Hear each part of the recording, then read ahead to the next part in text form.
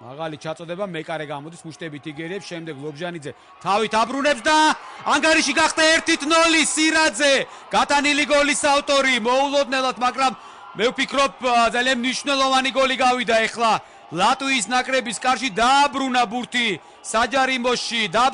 საჯარიმოში და იქ ძალიან კარგად ითამაშა სირაძემ, რომელიც არ გამოეთიშა ამ ეპიზოდში.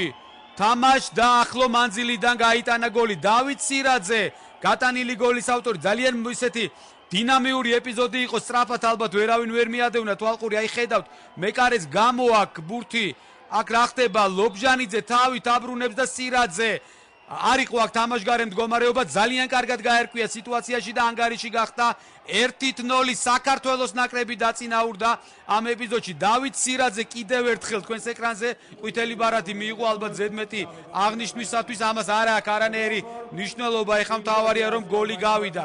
დავით სირაძე გახდა გატანილი გოლის ავტორი. ზედიზედ მეორე შეხვედრაში მან გაიტანა დავით სირაძესთვის ეს მე-7 გოლია საქართველოს ეროვნული ნაკრების შემადგენლობაში. მთავარმა მსოფლმუნოს 3 წუთია დარჩენილი შეხვედრის დასრულებამდე.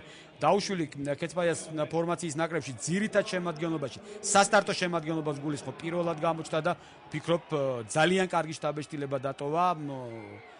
ახალგაზრდულ ნაკრებში ერთ-ერთი ლიდერი იყო ეს გასაკვირი და 1-1. მაინც გამოეპარათ ქართულ ფეხბურთელებს და ბოლო წუთზე 90-ე წუთზე საუნამ ეფექტური გოლი გაგვიტანა. 1-1 ალექსანდრ საუნა.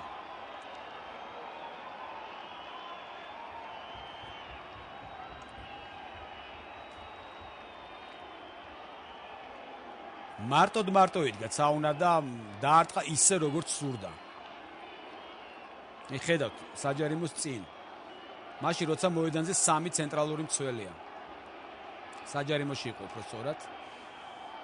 აქედან როდესაც დარტყმის საშუალებას აძლევენ ფეხბურთელს, გოლის გატანა უკვე პრობლემა არ არის.